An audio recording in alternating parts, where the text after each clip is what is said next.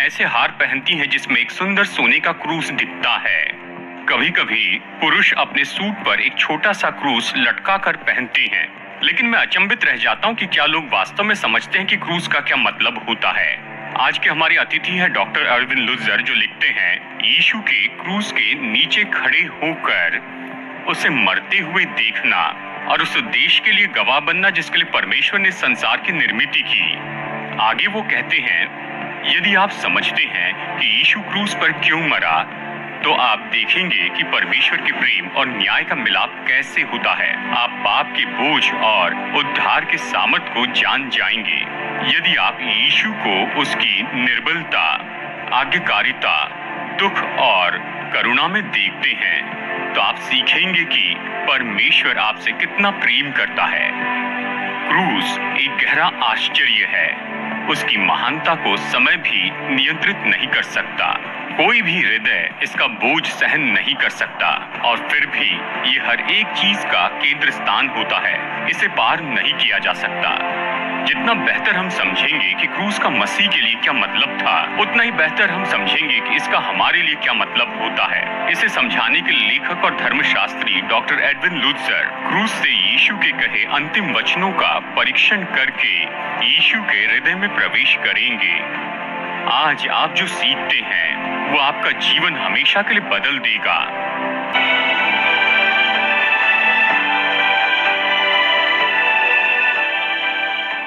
Programme में स्वागत है। मैं हूं जॉन एकरबर्ग और आज मेरे मेहमान हैं, जैसे आपने सुना है, डॉक्टर अरविंद लुत्जर। मैं खुश हूं कि अरविंद आज आप हमारे मध्य में हैं। इन्होंने एक बहुत अच्छी किताब लिखी है, नाम है क्राइस्ट फ्रॉम द क्रॉस, और ये इसीलिए इतनी अच्छी है, ये तो यीशु के हृदय की यात्रा है, उस समय जब यीशु सबसे ज्यादा दुख उठा रहे थे। क्या आपने कभी सोचा कि जब यीशु क्रूस पर थे तो वे क्या सोच रहे थे? क्या आपने कभी उन शब्दों के बारे में सोचा जो उसने वास्तव में कुछ लोगों से कहे? अरविंद की किताब इसी के बारे में है और हम इसमें से एक भाग लेंगे। आज का विषय है अ क्राई ऑफ एंग्विश, यानी वेदना की पुकार। यही यीशु पिता शब्द का उपयोग नहीं करते जो उसने उपयोग किया अपनी पूरी सेवकाई में। मेरे पिता, मेरे पिता, मेरे पिता, यहां ये शब्द उपयोग करते हैं, हे मेरे परमेश्वर, हे मेरे परमेश्वर, तूने मुझे क्यों छोड़ दिया। और लोग ये सोचते हैं कि ये सब किसके बारे में है। शायद आप भी यही सोच रहे हैं। यीशु का क्या अर्थ था जब उसने ये शब्द कहे? और अरविंद, मैं चाहता हूं आप बताइए, क्योंकि ये आपका चैप्टर है और ये तो इस किताब में सबसे उत्तम है।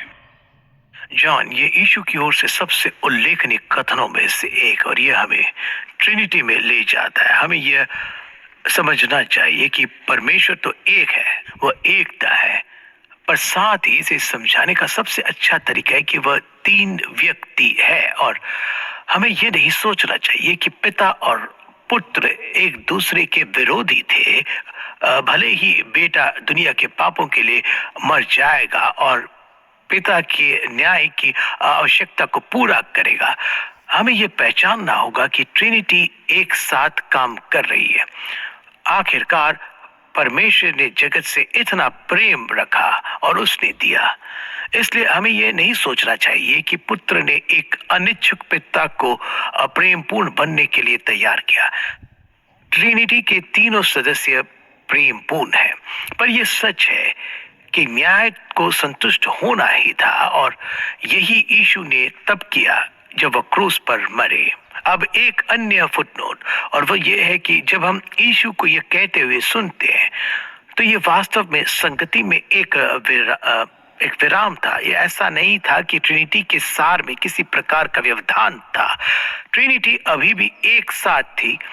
पिता अब भी पुत्र से प्रेम करता था, पर इस दौरान संगति टूट गई और आपका पुत्र पिता की संगति के बिना कष्ट सह रहा है, और आपके और मेरे पास यह समझने का कोई तरीका नहीं है कि वह कितना कष्टदायी था। क्योंकि स्मरण रखो कि जगत का पाप यीशु पर डाला दिया गया था। अब पवित्र शास्त्र में ये बहुत ही स्पष्ट है कि यीशु के भीतर कोई पाप नहीं था, वह पाप रहित था, परंतु पाप तो यीशु पर डाल दिया गया। वह हमारे लिए पाप बन गया, वह जो पाप से अज्ञात था, ताकि उसमें होकर हम परमेश्वर की धार्मिकता बन जाए। शायद मैं इसे ऐसे कह सकता हूं, क्रूस पर यीशु को वह मिला जिसके वह योग्य नहीं था, अर्थात हमारा पाप, और हमें वह मिला जिसके हम योग्य नहीं थे, अर्थात धार्मिकता का उपहार। और पीड़ा के उन 3 घंटों के दौरान यीशु मसीह एक ऋण चुका रहे थे जिसे हम केवल समझने का प्रयास कर सकते हैं। अब 6 घंटे कष्ट के थे, लेकिन पहले 3 घंटे वह मनुष्यों के हाथों कष्ट भोग रहा था, और निस्संदेह उस समय के दौरान रोशनी अभी भी चमक रही थी, सूरज चमक रहा था। लेकिन वे 3 घंटे जब यीशु परमेश्वर के हाथों में कष्ट सह रहे थे, उन 3 घंटों की ठीक से व्याख्या करना हमारी क्षमता से परे है। और वे 3 घंटे तब थे जब जमीन पर अंधेरा छा गया था। बिल्कुल, और हमें यह पहचानना होगा कि यीशु ने हमारे लिए नरक को सहन किया। अब यदि आप नरक के 3 घंटों में संपीड़ित करने के बारे में सोच सकते हैं और नरक की अंतकाल को 3 घंटों में संपीड़ित कर सकते हैं, तो यीशु मसीह ने यही सहा था। और अब हम अंधेरी की बात करते, निसंदेह अंधकार न्याय का एक सटीक प्रतीक है। आपके पास यह है कि मिस्र में विपत्तियों में से एक अंधकार का समय था। दरअसल यह एक ऐसे अंधकार की बात करता है जिसे महसूस किया जा सकता है। जिस तरह से वे इजरायलियों के साथ व्यवहार कर रहे थे, उसके कारण प्रभु मिस्र का न्याय कर रहे थे, और यहाँ भी न्याय हो रहा है। और फैसला कहाँ, यह वास्तव में यीशु पर रखा जा रहा है, क्योंकि जैसा कि मैंने पिछले कार्यक्रम में जोर दिया था, प्रभु को उन गुणों की आवश्यकता थी जिनका समाधान किया गया था। प्रेम छुड़ाना चाहता था। जब तक ज्ञान न्याय संतुष्ट नहीं हो जाता, तब तक प्रेम मुक्ति नहीं पा सकता, और न्याय संतुष्ट हो रहा है। और ऐसे बहुत से लोग हैं जो सोचते हैं कि परमेश्वर हमें इसलिए माफ करते हैं क्योंकि वो हमसे प्रेम रखते हैं। जी, वो हमसे आज भी प्रेम करते हैं, धन्यवाद, लेकिन हमारे प्रति उनकी प्रतिक्रिया और उनकी क्षमा का आधार यीशु की मृत्यु से संबंधित है।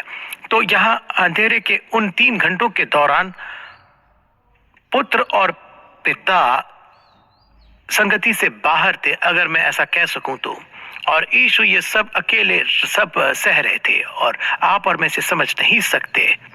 और ऐसा ना हो कि मैं ये कहना भूल जाऊं, जैसा कि आपने आरंभ में बताया, यीशु ने कहा, हे मेरे परमेश्वर, हे मेरे परमेश्वर, तूने मुझे क्यों छोड़ दिया। यह वास्तव में तनाव के द्वारा एक रोना था, अविश्वास का रोना नहीं था, क्योंकि यीशु ने फिर भी कहा, हे मेरे परमेश्वर, हे मेरे परमेश्वर, तूने मुझे क्यों छोड़ दिया। और मैं यही कहूंगा अरविंद, आपकी बात को साबित करने के लिए, यीशु की पूरी सेवकाई के दौरान उसने आने वाली इस घटना के बारे में बात की।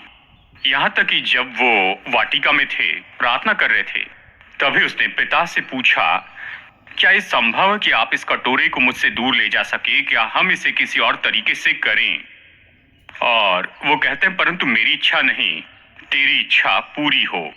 यीशु हमारे नरक को अपने ऊपर लेने को तैयार थे, ये जानते हुए कि उन्हें क्या सहना पड़ेगा, ये जानते हुए कि वो संगति जो उसने अपने पिता के साथ अनंत काल तक और उस समय तक अपने पूरे सेवा काल के दौरान पिता, पुत्र और पवित्र आत्मा तो एक दूसरे के साथ संगति में थे। और जब यीशु मसीह क्रूस पर गए, दोपहर से 3 बजे तक जो अंधेरा छाया हुआ था, ये दर्शाता था कि ये वो भयानक प्याला था, यानी इस बड़े नरक का जिसके हम हकदार थे। परमेश्वर दुनिया की शुरुआत से ही मनुष्य के सारे पापों को दूर कर रहे थे। अब्राहम और दाऊद और पुराने नियम के सारे लोग और उनके ये सारे पाप, उनके लिए मेमनों का बलिदान किया गया।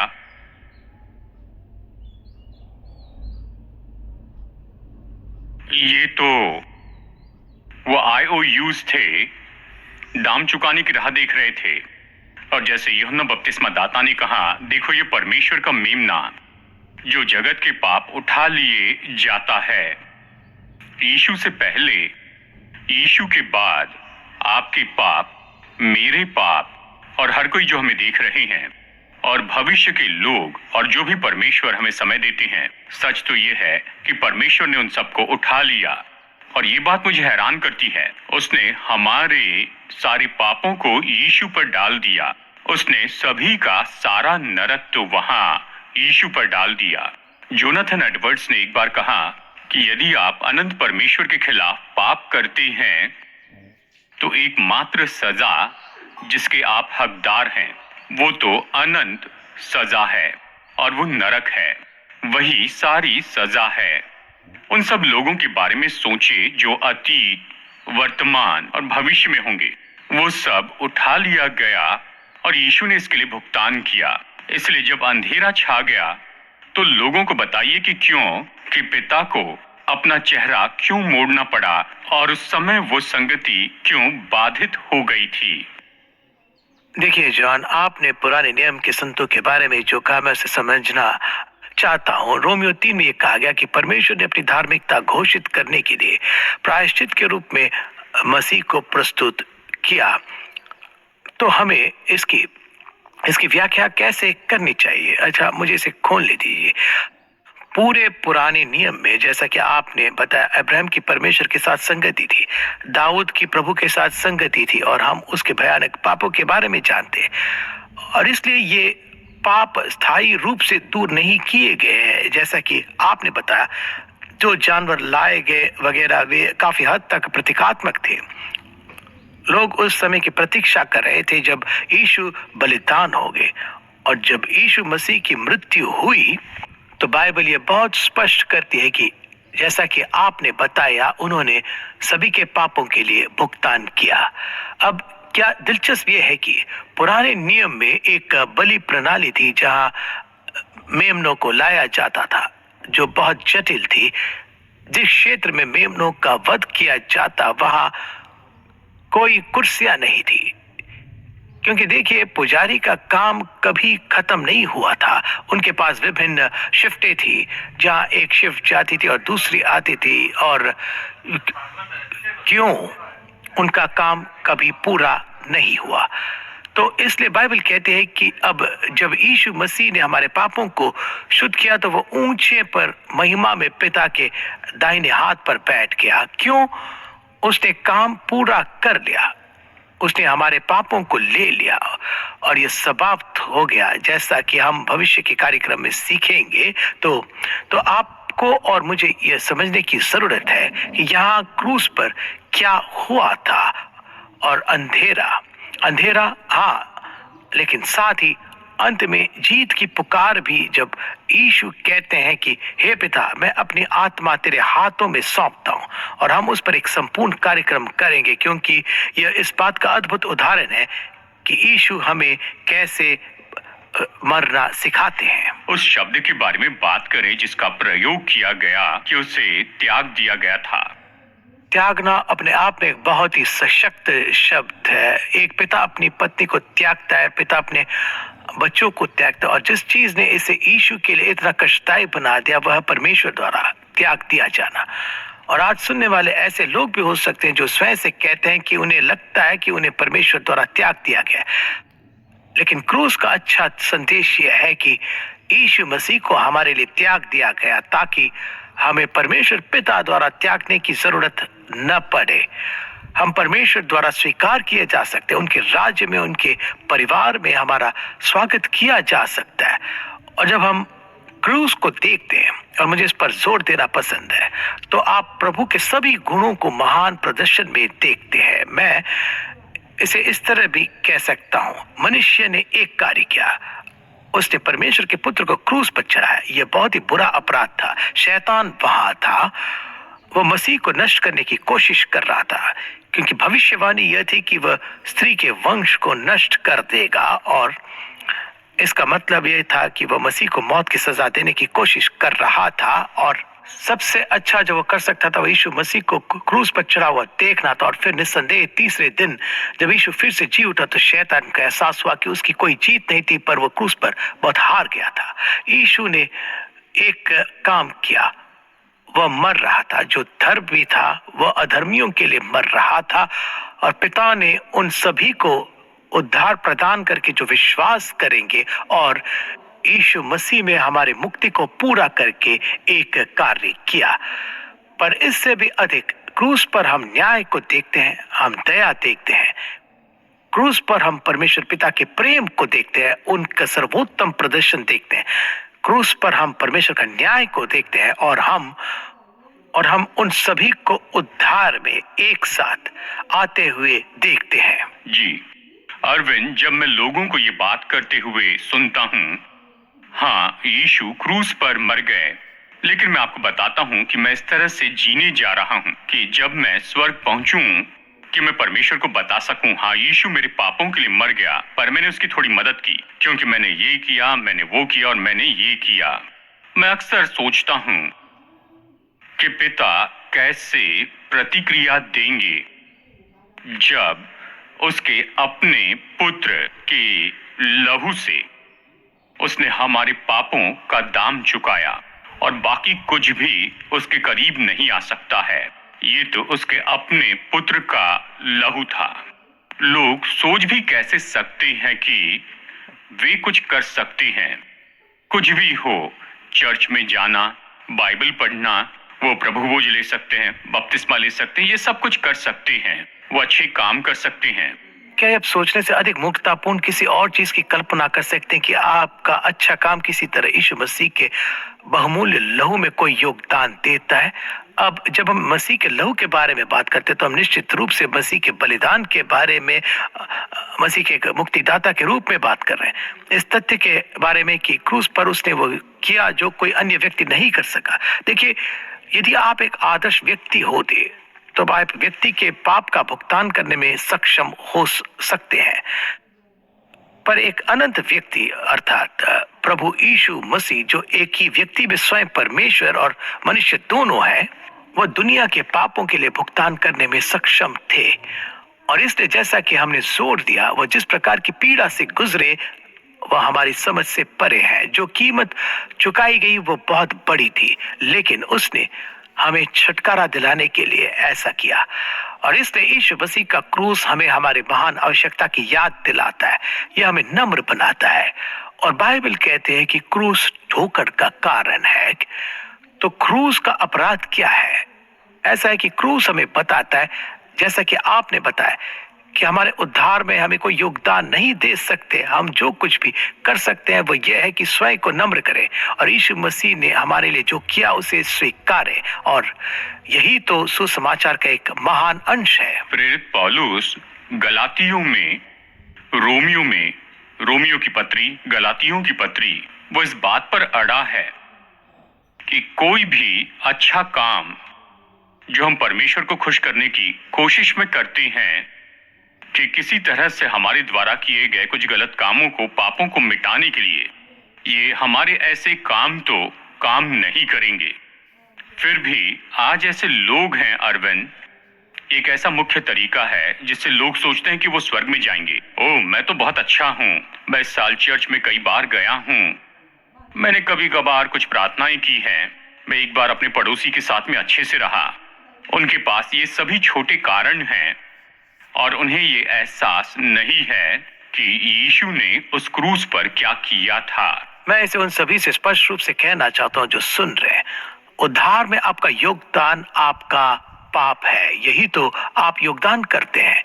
यीशु बाकी सब चीजों में योगदान देता है, और जब हम देखते हैं कि यीशु हर चीज में अपना योगदान देते हैं तो सब कुछ बदलना शुरू हो जाता है। ओ हारे हवाई अड्डा 2 दिन पहले रेबेका और मैं वहां विमान का इंतजार कर रहे हैं, और हम हवाई अड्डे पर काम करने वाली 2 महिलाओं से बात कर रहे थे। उनका पालन पोषण एक ईसाई धर्म की ऐसी व्यवस्था में हुआ जिसने उन्हें अपराध बोध से भर दिया। मैंने उनसे पूछा, क्या आप आपको कभी भी पता चला कि आपने काफी कुछ कर लिया है। नहीं, इससे कोई फर्क नहीं पड़ता है हम कितनी बार चर्च जाते हैं या सामूहिक प्रार्थना सभा में जाते हैं। हम कभी भी पर्याप्त कार्य नहीं कर पाते, हमारे पास कोई आश्वासन नहीं। हमने समझा है कि यीशु ने यह सब कुछ चुकाया और यह सब उसके बारे में। और जब तक लोग इसे समझ नहीं लेते, वे सुसमाचार को नहीं समझते और उन्हें आश्वासन नहीं हो सकता है। आश्वासन तब मिलती है जब हमारा विश्वास केवल यीशु मसीह पर ही होता है। क्या आप समझते हैं कि असली मुद्दा यह है कि आप यीशु मसीह और उनके बलिदान और उनके खून पर भरोसा कर रहे हैं या नहीं, और उसके उस लहू में इतनी ताकत है। और यह कहता है यीशु मसीह परमेश्वर के पुत्र का लहू हमें सभी पापों से शुद्ध करता है।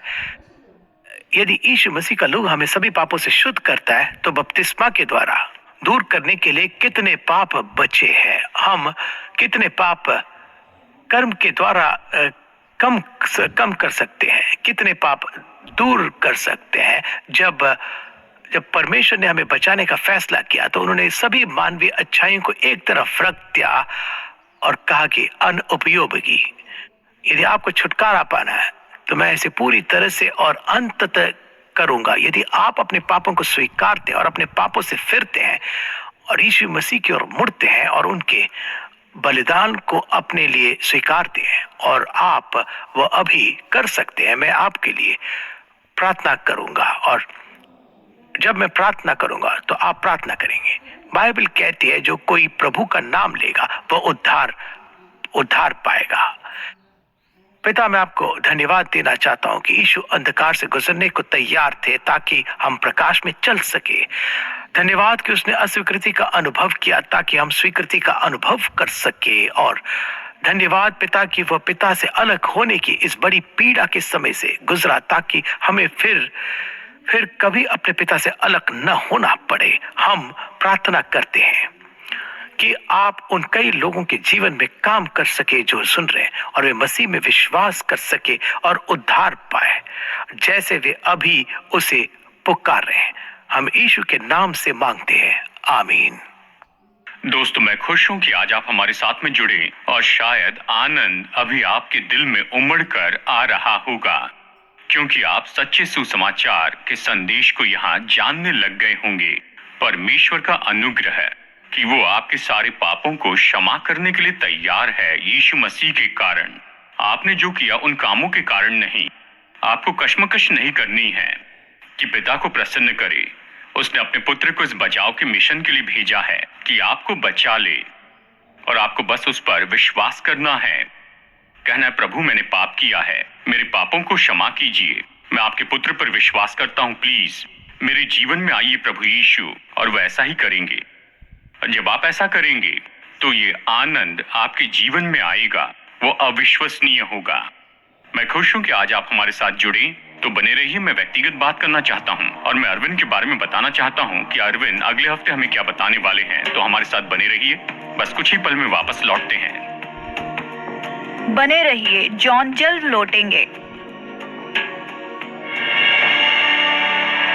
आज हमारे साथ जुड़ने के लिए धन्यवाद। यीशु ने कहा कि वो खोए हुओं को ढूंढने और उनका उद्धार करने आया है। उसने कहा क्योंकि परमेश्वर ने जगत से ऐसा प्रेम रखा, उसने आपसे इतना प्रेम रखा कि उसने अपना इकलौता पुत्र दे दिया, ताकि जो कोई उस पर विश्वास करे वो नाश न हो परंतु अनंत जीवन पाए। देखिए, यीशु इस संसार में आए ताकि आपके पापों का दाम चुकाए। वो क्रूस पर मरे और फिर से जी उठे ताकि आपको पूरी तरह से क्षमा किया जाए और आप अनंत काल उसके साथ में बिताए।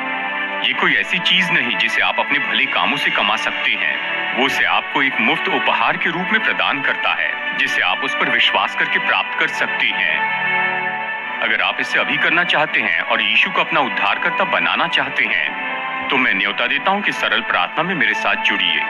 बस कहिए, प्रिय परमेश्वर, मुझसे प्रेम करने के लिए आपका आभारी हूँ। मैं जानता हूँ कि मैं एक पापी हूँ और मैं इसी समय आपसे क्षमा मांगता हूँ। मैं विश्वास करता हूँ कि यीशु आपका पुत्र है और वो मेरे सभी पापों के लिए क्रूस पर मरा।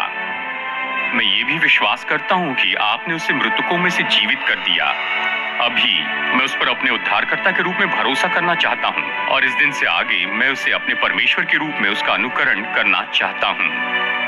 कृपया मुझे आपके लिए जीने की शक्ति दें। मैं इसे यीशु के नाम से मांगता हूँ, आमीन।